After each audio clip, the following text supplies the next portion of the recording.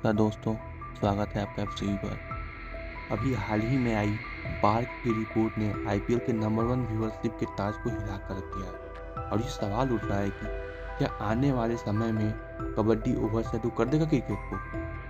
इसमें बहुत से देश में क्रिकेट का ही दबदबा है। ये मैसिव क्राउड और व्यूअरशिप के साथ उन देशों में बाकी खेलों का किंग बन बैठा है, लेकिन क्या उन देशों में कोई है जो टक्कर दे सकता है क्रिकेट को? हमारे यहाँ तो है, जिसका नाम है कबड्डी, जो व्यूअरशिप में क्रिकेट को टक्कर दे रहा है। लेकिन फ्रेंड्स, आपको क्या लगता है, क्या सच में ये नंबर 1 के ताज को क्रिकेट से छीन पाएगा? अपनी राय हमें कमेंट्स में बताएं। तो आइए अब डिटेल में कबड्डी के ऊपर बात करते हैं। कबड्डी हर सीजन के साथ एक्सपोनेंशियली ग्रो कर रहा है। पिछले साल इसने 200 व्यूअरशिप मार्क को क्रॉस किया है, जो 2021 में हुए सीजन 8 के व्यूअरशिप से 17.5% ज़्यादा है। हमारे देश में सिर्फ आईपीएल के ही इससे ज़्यादा व्यूअरशिप है।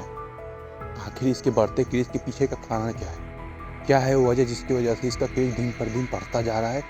लोग इसे फॉलो कर रहे हैं और यंगस्टर इसमें अपना फ्यूचर बनाने को देख रहे हैं। इसके बढ़ते क्रेज़ के बारे में बात करने से पहले इसकी हिस्ट्री के बारे में जान लेते हैं, जिसको लेकर भारत और ईरान में बहस छिड़ी रहती है। दोनों देश दावा करते हैं कि ये उनका खेल है। ईरान के खिलाड़ी मिराज शेख ने ESPN को दिए इंटरव्यू में दावा किया था कि इस खेल का जन्म ईरान के सिस्तान प्रांत में 5000 साल पहले हुआ था। मिराज शेख की भी जन्मभूमि सिस्तान प्रांत ही है। और आपको ये भी बता दें, उनका ये भी कहना है कि कबड्डी का जिक्र उनके पुराने किताबों में भी किया गया है। ये तो हो गया ईरान का दावा। अब बात करते हैं भारत के दावों को, जिसको हम दो तरीकों से समझेंगे, मैथोलॉजी बेस्ड और दूसरा जो हिस्टोरियन यानी इतिहासकार करते हैं। पहले बात करते हैं मैथोलॉजी। पौराणिक मान्यताओं के अनुसार जब महाभारत युद्ध में अर्जुन पुत्र अभिमन्यु के लिए कौरवों ने चक्रव्यूह रचाया, ये 7 युद्ध वीरों में सजा हुआ एक चक्रव्यूह था। इसे अभिमन्यु ने तोड़ दिया था, लेकिन बाहर नहीं निकल पाए और मारे गए।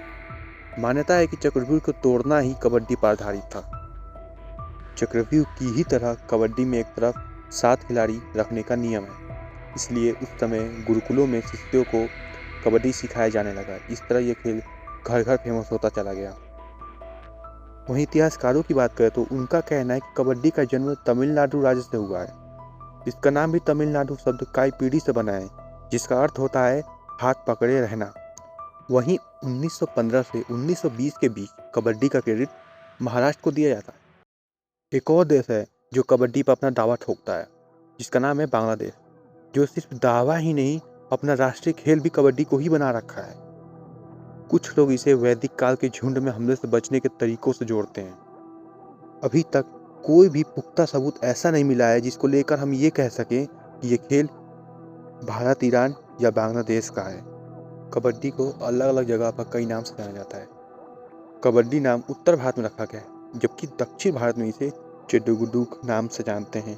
इसका एक नाम होतुतु भी है। तो फाइनली अब ये बात करते हैं कि इस क्रेज़ के पीछे कारण क्या है, जिससे दिन पर दिन बढ़ता जा रहा है, जिसके लिए हमें ये समझना होगा कि भारत के लोग किसी भी खेल को अपनाते कैसे हैं, यहाँ के लोगों की मेंटालिटी क्या होती है किसी भी खेल को लेकर जो उनके लिए नया होता है। भारत के लोग खेल को लेकर हमेशा से दीवाने रहे हैं। हॉकी का डाउनफॉल और क्रिकेट के अलावा कोई और अन्य खेल जिसमें लोग अपना करियर बनाने को देखें, ऐसा खेल ना होने की वजह से क्रिकेट ने पूरे देश पर कंट्रोल करके रखा है, जिससे ये देश एक ऐसे देश में बदल गया जो क्रिकेट से इतना ऑब्सेस्ड है कि बाकी खेलों को ऊपर आने के लिए कड़ी चुनौतियों का सामना करना पड़ता है। कहने को कोई ऐसा भी कह सकता है कि ये इसलिए था क्योंकि इसमें सफलता मिलती है, या मे बी इसके ग्लैमर से जुड़ा है। लेकिन क्रिकेट का राज तो 1970 के अर्ली हाफ से है, जब ग्लैमर बहुत ही कम था। तो फिर ये रुका क्यों नहीं और आज भी मोस्ट पॉपुलर और इंजॉय करने वाला खेल बना हुआ है। लेकिन उस समय का क्या, जो आज़ादी से पहले और आज़ादी के जस्ट बाद का है, जब भारत ज़्यादा क्रिकेट नहीं खेलता था और कबड्डी भी भारत के कुछ ही हिस्सों में खेली जाती थी, तब क्या कोई खेल नहीं होता था? जैसे कि मैंने पहले ही वीडियो में बात की थी कि भारत के लोग स्पोर्ट्स को लेकर बहुत ही क्रेजी होते हैं। उस समय हॉकी को पूरे देश भर में खेला जाता था। भारत पहला ऐसा नॉन यूरोपियन देश बना था जो इंटरनेशनल हॉकी फेडरेशन का सदस्य था। 1928 जब भारत अपना पहला ओलंपिक गोल्ड मेडल जीता था। फिर 1928 से 1956 तक भारतीय टीम अनबीटेन रही थी ओलंपिक। सिर्फ 6 गोल्ड मेडल ही नहीं बल्कि 8 गोल्ड मेडल, 1 सिल्वर और 2 ब्रॉन्ज मेडल भारत ने जीता था। ये हमारे इतिहास से कुछ पन्ने बताते हैं कि भारत के लोगों का खेलों के प्रति रुझान क्या है और ये कितना प्रेम और रुचि रखते हैं खेलों। कबड्डी का क्रेज इस समय इतना बढ़ गया है कि क्रिकेट और फील्ड हॉकी जैसे गेम आउटडेट हो रहे हैं। कबड्डी को खेलने का जो तरीका है वो मिक्स है अमेरिकी खेल, रेड रोवर, कुश्ती और टैग का। कबड्डी के फेमस होने के पीछे कबड्डी के टूर्नामेंट्स का अहम रोल है। जो कबड्डी के अलग अलग स्टाइल के टूर्नामेंट हैं जो भारत के अलग अलग हिस्सों में खेली जाती है। कबड्डी के टूर्नामेंट से पहले इसके स्टाइल की बात कर लेते हैं ताकि आपको घूंगा सच ना हो। जो कबड्डी के डिफरेंट स्टाइल को जानते हैं वो ये पोर्शन स्किप कर सकते हैं। पहली स्टाइल है संजीवनी कबड्डी। इस कबड्डी में खिलाड़ियों के पुनर्जीवन का नियम होता है। विरोधी दल के खिलाड़ी को आउट करने पर आक्रामक दल से बाहर हुए खिलाड़ियों में से एक को पुनर्जीवन मिल जाता है और वह अपने दल की तरफ से फिर से खेलने लगता है। ये खेल भी 40 मिनट का होता है जिसे खेलने के दौरान एक 5 मिनट का हाफ टाइम मिलता है। 2 दलों में 7-7 खिलाड़ी मौजूद होते हैं और जो दल अपने विरोधी के सभी खिलाड़ियों को आउट कर देता है उसे बोनस के तौर पर अतिरिक्त 4 पॉइंट मिलते हैं। अगला स्टाइल है जेमिनी स्टाइल। कबड्डी के इस प्रारूप में भी दोनों दलों में 7-7 खिलाड़ी मौजूद होते हैं। खेल के इस प्रारूप में खिलाड़ियों को पुनर्जीवन नहीं मिलता, यानी किसी दल का एक खिलाड़ी यदि खेल के दौरान मैदान से आउट होकर बाहर जाता है तो वह तब तक बाहर रहता है जब तक खेल समाप्त ना हो जाए। इस तरह जो दल अपने विरोधी दल के सभी खिलाड़ियों को मैदान से बाहर करने में सफल हो जाता है तो उस दल को 1 पॉइंट मिलता है। इस तरह से ये खेल 5 या 7 पॉइंट तक खेला जाता है, यानी पूरे खेल में 5 या 7 मैच खेले जाते हैं। इस तरह के मैच के दौरान समय तय नहीं रहता है। अगला स्टाइल है अमर स्टाइल। अमेच्योर कबड्डी फेडरेशन द्वारा आयोजित खेल का यह तीसरा प्रारूप। यह प्रारूप अक्सर संजीवनी प्रारूप की ही तरह होता है जिसमें समयावधि तय नहीं होती। इस तरह के खेल में आउट होने वाले खिलाड़ी को मैदान से बाहर नहीं जाना पड़ता है। आउट होने वाला खिलाड़ी मैदान में रहकर आगे का खेल खेलता है। आउट करने के एवज में आक्रामक दल के खिलाड़ी को पॉइंट की प्राप्ति होती है। इसका अगला और आखिरी स्टाइल है पंजाबी कबड्डी। यह इस खेल का चौथा प्रारूप है। इसे एक वृत्तीय परिसीमा के अंदर खेला जाता है। इस वृत्त का व्यास 72 फीट का होता है। इस कबड्डी के भी 3 शाखाएं हैं जिसका नाम लंबी कबड्डी, सौची कबड्डी और गूंगी कबड्डी। एक और स्टाइल है जिसका नाम है लंगड़ी कबड्डी, जिसका टूर्नामेंट तो अभी तक नहीं हुआ है लेकिन ये ज़्यादातर गाँव में ही खेली जाती है। कबड्डी के सारे स्टाइल के बारे में बात करने के बाद अब बात करते हैं टूर्नामेंट्स की वजह से आज कबड्डी एक नई ऊंचाई छू रही है। कबड्डी के ओलंपिक सफर की बात करें तो कबड्डी गेम के ग्रामीण अतीत से लेकर इंटरनेशनल स्तर तक शोहरत हासिल करने की कहानी की असल शुरुआत जर्मनी में आयोजित 1936 के बर्लिन ओलंपिक से हुई थी। 1936 के ओलंपिक खेल में कबड्डी आधिकारिक कार्यक्रम में शामिल नहीं था, लेकिन बर्लिन गेम से ठीक पहले भारत की संस्कृति से जुड़े इस खेल को प्रदर्शनी के रूप में पहली बार अंतर्राष्ट्रीय मंच मिला। हनुमान व्यायाम प्रसार मंडल HVPM नामक एक शारीरिक शिक्षा संस्थान के 35 सदस्यीय टीम ने आयोजकों के निमंत्रण पर कबड्डी गेम की अलग अलग श्रेणियों को दिखाने के लिए बर्लिन का दौरा किया था। इस टीम ने कबड्डी खेल की विविधता को अंतर्राष्ट्रीय स्तर पर प्रदर्शित किया। यह शिक्षा संस्थान महाराष्ट्र के अमरावती सिटी से बाहर हुआ करता था और बहुत अधिक मशहूर नहीं था। इस यात्रा कार्यक्रम में कबड्डी खेल की विविधता शामिल थी जिसे तब भारत में हुतुतु के नाम से जाना जाता था। कबड्डी के प्रदर्शनी मैच के लिए बर्लिन से मिले इस निमंत्रण में डॉक्टर सिद्धार्थ कारे ने अहम भूमिका निभाई थी। डॉक्टर सिद्धार्थ कारे HVPM के तत्कालीन वाइस प्रेसिडेंट थे। कारे भारतीय ओलंपिक संघ IOA के एक कार्यकारी समिति के सदस्य भी थे। उन्होंने 1936 के बर्लिन में आयोजित ग्रीष्मकालीन ओलंपिक खेल के मुख्य आयोजक डॉक्टर कार्ल डायम को पत्र लिखकर अपने संस्थान के द्वारा बर्लिन में कबड्डी मैच का प्रदर्शन करने की इच्छा जाहिर की थी। जर्मनी की राजधानी में पूरी दुनिया के लोग ओलंपिक खेल देखने के लिए इकट्ठा होने वाले थे। ऐसे में वैश्विक दर्शकों के सामने भारत के अपने खेल को प्रदर्शित करने का यह सबसे सही मौका था। डायम योग के एक प्रसिद्ध प्रशंसक और समर्थक थे। वे एक अन्य भारतीय लक्ष्मणराव कोकरडेकर, जो 30 के दशक के दौरान बर्लिन में पढ़ रहे थे, के साथ अपनी दोस्ती के कारण कबड्डी गेम से पहले से ही परिचित थे।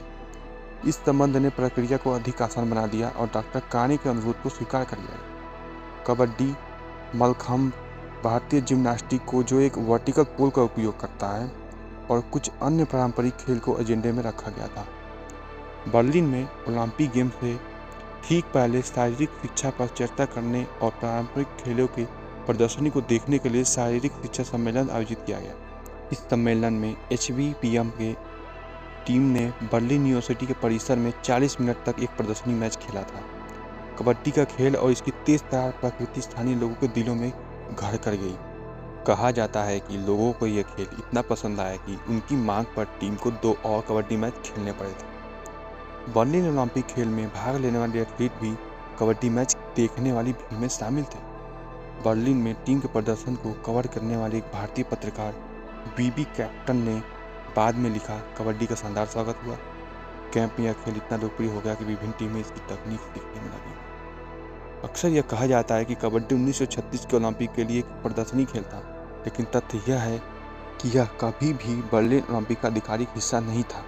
लेकिन कबड्डी को इंटरनेशनली फेमस करने के लिए इतना काफ़ी था। पहला टूर्नामेंट है Asian games.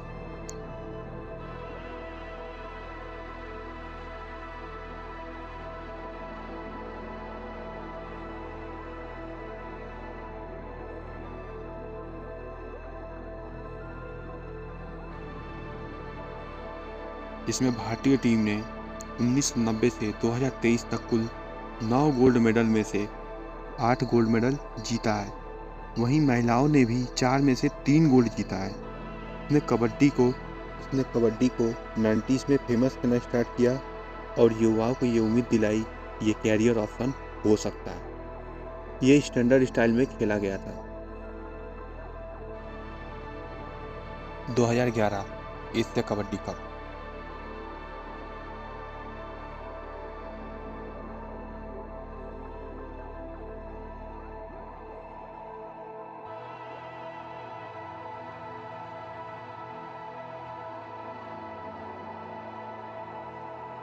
Asia kabaddi cup बहुत ही मशहूर टूर्नामेंट जो प्रतिवर्ष 2 बार आयोजित किया जाता है।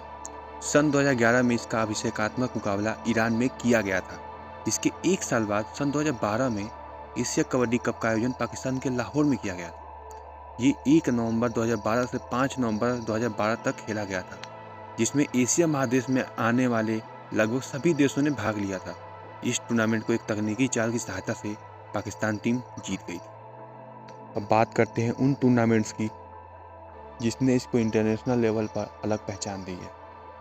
2013 यूके कबड्डी कप। इस खेल को इंग्लैंड में बहुत ही ख्याति मिली, जिस वजह से वहां यूके कबड्डी कप का आयोजन किया जाने लगा। सन 2013 में इसका आयोजन कई राष्ट्रीय दलों के साथ किया गया। इन दलों में Bharat, Pakistan, England, America, Canada आदि की भागीदारी देखने को मिली। इस टूर्नामेंट में पंजाब की वृत्तीय यानी सर्किल स्टाइल कबड्डी खेली जाती है। ऐसा ही एक और टूर्नामेंट है विश्व कबड्डी लीग। विश्व कबड्डी लीग का गठन साल 2014 में हुआ। इस लीग में 8 दल और 4 देश का सम्मेलन देखा गया। इस देशों में कनाडा, इंग्लैंड, पाकिस्तान और यूनाइटेड स्टेट्स अमेरिका है। इस लीग का अभिषेकात्मक सीजन सन 2014 के अगस्त से दिसंबर के महीने के बीच खेला गया था, जिसमें टीम यूनाइटेड सीहंस, जो कि इंग्लैंड के बर्मिंघम का अभिवेदन कर रही थी, उसकी जीत हुई थी। बात करते हैं वो टूर्नामेंट की जो 2 दिसंबर से स्टार्ट हो रहा है और जिसने कबड्डी को एक अलग ही ऊंचाई दी है, जिसका नाम है प्रो कबड्डी लीग, जो 2014 में लॉन्च हुआ था। इसमें बहुत से टीम सेलिब्रिटी ओन है, जिसने इतना कैश पंप किया कि 100 से ज़्यादा देशों से 200 मिलियन व्यूज़ हैं और यह आंकड़ा एक्सपोनेंशियली ग्रो कर रहा है, जो IPS से सिर्फ 29% कम है। पिछले 8 सीजन से 18% की एवरेज से व्यूअरशिप बढ़ती जा रही है, जो आईपीएल के बिजनेस मॉडल को टक्कर दे रहा है। इस बार के ऑक्शन में तेलुगु टाइटंस ने पवन शेरावत को 2.60 करोड़ में खरीदा है, जो कि एक रिकॉर्ड अमाउंट है। और यंगस्टर इसको एज ए करियर ऑप्शन देख रहे हैं, क्योंकि इसमें खेलने पर एक डिसेंट अमाउंट मिल रहा है, जिसने एक अलग ही अपॉर्चुनिटी ओपन कर दी है, जिससे युवाओं में इसका क्रेज बढ़ता जा रहा है। और वो युवा जो गांव कस्बों में खेलते हैं, वो इसे एज ए कैरियर ऑप्शन देखने लगे हैं। सीरियस शब्दों में कहें तो कबड्डी ने गर्दा धूल में खेलने वाले खिलाड़ियों को ये उम्मीद दी है कि वो भी अपना एक नाम बना सकते हैं और एक बहुत ही खुशहाल जीवन जी सकते हैं। तो इस वीडियो को आप यहीं पर रैप अप करते हैं, और वीडियो पसंद आए तो लाइक, शेयर और सब्सक्राइब करें।